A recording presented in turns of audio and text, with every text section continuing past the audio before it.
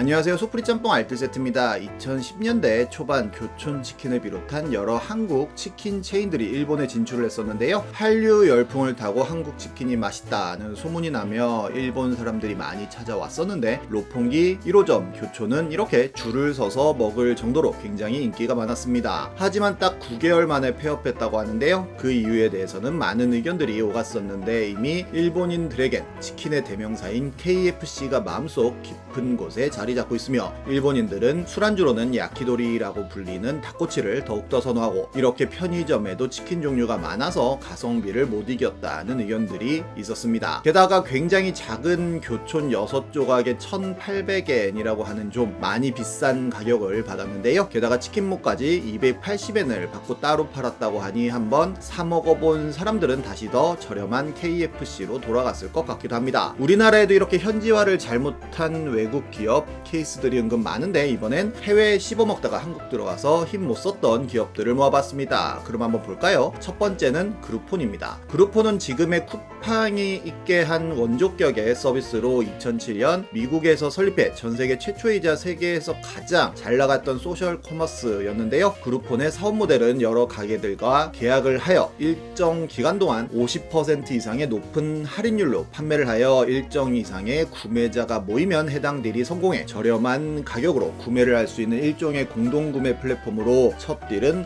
모텔바라는 레스토랑에서 피자 2판을 한 판 가격에 파는 것이었는데 대박이 났고 이후로 그루폰은 말 그대로 승승장구합니다. 2011년에 가입자만 총 8,300만 명의 1분기의 매출이 전년 대비 1,400%나 오르는 등 엄청난 성장률을 보이면서 구글과 아마존의 성장률보다 훨씬 높은 수치를 기록했었는데 구글이 그루폰을 60억 달러에 인수하겠다는 제안을 했지만 그루폰이 거절할 정도로 당시 그루폰의 기세는 대단했었습니다. 그루폰이 미국에서 대박이 터지는 동안 우리나라에서 역시 한동안 소셜 커머스 창업 열풍이 불었고 우리나라에선 그루폰의 사업 모델을 똑같이 베낀 티켓몬스터와 쿠팡, 위메프를 비롯해 수백 개의 소셜 커머스가 생겨났었는데요. 결국 3사 외의 다른 소셜 커머스 서비스들은 거의 멸종하고 3사가 말 그대로 피 터지게 경쟁을 했었는데 쿠팡에선 티몬이라고 네이버에 검색하면 쿠팡이 새 창으로 뜨도록 하는 방법을 써서 티몬에서 고발을 하고 위메프에선 김슬기를 써서 쿠팡을 대놓고 까는 광고를 만드는 등 뭔가 정말 말 그대로 처절한 전쟁이 꽤나 오랜 기간 펼쳐졌었습니다. 그 와중에 나름 혜성처럼 등장했던 게 그루폰 코리아인데요. 글로벌 1위 회사가 들어온다는 이야기에 국내 소셜 커머스들은 나름 긴장을 했었는데 막상 뚜껑을 열어보니 판매하는 제품들도 별로였고 특히나 고객센터가 개판이라는 소문이 나면서 만년 4등을 고수하게 됩니다. 게다가 다른 소셜 커머스 업체들이 점점 배송 상품들로 사업 영역을 확장하는 동안 그루폰은 로컬 상품에 머무르며 더욱더 외면받게 되는데요. 게다가 이미 많은 벤더들이 티몬과 쿠팡 등 기존 소셜 커머스와 연결되어 있었기에 그루폰과 굳이 거래를 하려고 하지 않았고 결국 그루폰은 3년 만에 한국에서 철수하게 됩니다. 하지만 티켓몬스터를 인수하여 한국의 소셜 커머스 사업을 지속적으로 하려고 했었는데요. 하지만 얼마 있지 않아 티몬을 사모펀드에 매각하면서 한국에서 완전히 철수하게 됩니다. 게다가 전 세계적으로 이런 타임딜 방식의 소셜 커머스는 인기가 죽어가고 있는 상황이었고 그렇게 점점 매출이 떨어지며 지금은 미국 본사 정도만 운영하고 있는 상황이며 한국에서의 이커머스는 모두가 아시다시피 쿠팡과 네이버가 현재 엄청난 점유율을 자랑하고 있기도 합니다. 다음은 우버입니다. 우버 역시 그루폰과 비슷한 시기인 2013년에 한국 진출을 했었는데요. 2009년 미국에서 시작한 우버는 일반 승용차를 모는 사람이 택시처럼 운임을 받고 목적지까지 운행을 하는 서비스로 택시보다도 편하고 저렴한 요금으로 지금도 해외에 나가면 많은 사람들이 우버를 이용하고 있습니다. 우버는 당시 여러 스타트업들 중 가장 논란이 많았던 기업이자 가장 많은 투자금의 기업 가치를 창출한 기업이기도 한데요. 세계 각국에서 우버라는 서비스 자체를 불법으로 규정하였기 때문인데 영국이나 프랑스 같은 나라에서도 택시업계의 반발이 극심했었지만 하나의 운송업체로 인정한다는 판결을 내리면서 운영을 했는데 당시 우리나라의 토부에선 운송사업자가 아니라는 입장을 확실하게 표명합니다. 그러자 우버 측에선 우버가 공유 경제 서비스일 뿐이라면서 계속 서비스를 했는데요. 그러자 아예 서울시에선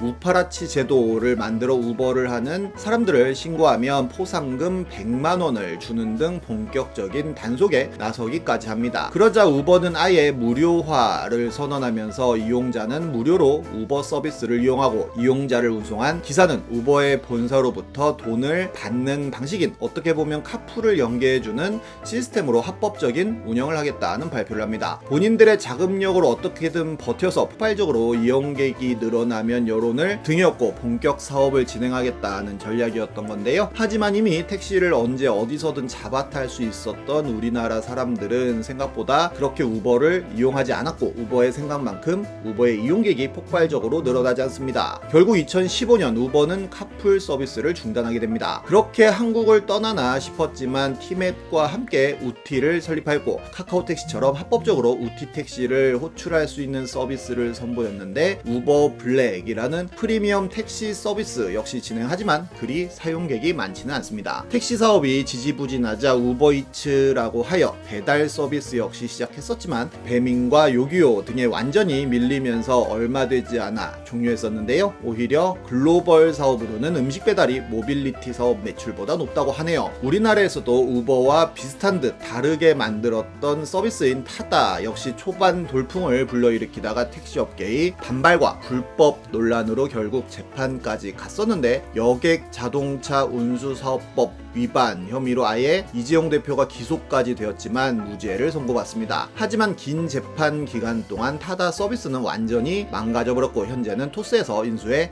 타다 플러스 같이 고급 택시 서비스만 하고 있습니다. 다음은 야후입니다. 야후는 한때 전세계 1위의 포털 사이트였는데요. 우리나라 인터넷 초창기에도 들어오자마자 10만이 한미르 등을 제치고 바로 포털 1위를 하는 등 여느 나라와 같이 우리나라도 야후 천하가 될 것처럼 보였었습니다. 이렇게 굉장히 공격적인 광고도 많이 하면서 당시 인터넷을 처음으로 접하면 야후 먼저 들어가서 계정을 만드는 게 어떻게 보면 통과 의례 같았던 기억도 나는데요. 인터넷 초창기이던 90년대 후반과 2000년대 초반에는 굉장히 많은 인터넷 포털들이 생겨났다가 사라지기도 했는데 네이버와 다음은 물론 라이코스와 엠파스, 네티양의 네이트까지 말 그대로 춘추전국 시대가 됩니다. 다음이 한메일이라는 무료 메일을 무기로 단숨에 1위라는 점유율을 기록하고 네이버가 지식검색이라는 무기를 사용할 때 야후는 딱히 뭐 한 것도 없어서 결국 2005년쯤 점유율 3위로 떨어집니다.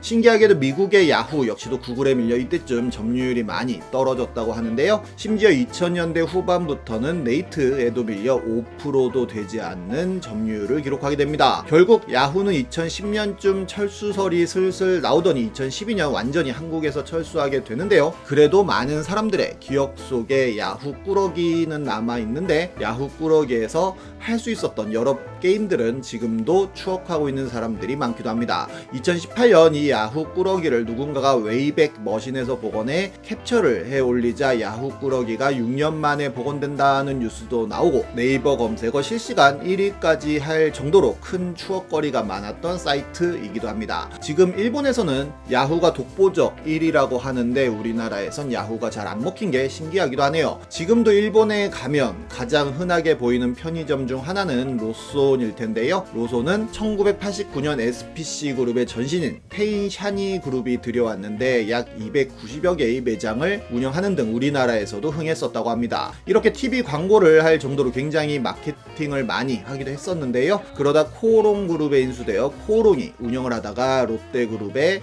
2000년 인수되어 전국의 모든 로손 매장들이 세븐일레븐으로 바뀌었다고 하는데 한때 로손과 경쟁했던 회밀이 마트 역시 CU로 바뀌고 또 함께 경쟁했던 LG25 역시 GS25로 바뀐 걸 보면 뭔가 세월이 무상한 느낌도 있는데 경상북도 7고급에는 아직도 로손 매장이 하나 남아있다고도 합니다. 여담으로 로손을 인수했던 코오롱 그룹은 코리아 나이롱의 줄임말이라고 하며 인하대는 인천 하와이 대학교, 연세대는 연희 전문 세브란스 병원, 아주대는 아시아 주립대, MG는 새마을금고라고 하는데 BHC는 별하나 치킨의 줄임말이라고 하네요. 어린이 치킨 전문점인 별하나 치킨이라는 매장으로 시작해 지금의 BHC가 된 거라고 합니다. 뭔가 재밌습니다. 지금까지 속풀이 짬뽕 알뜰 세트였습니다.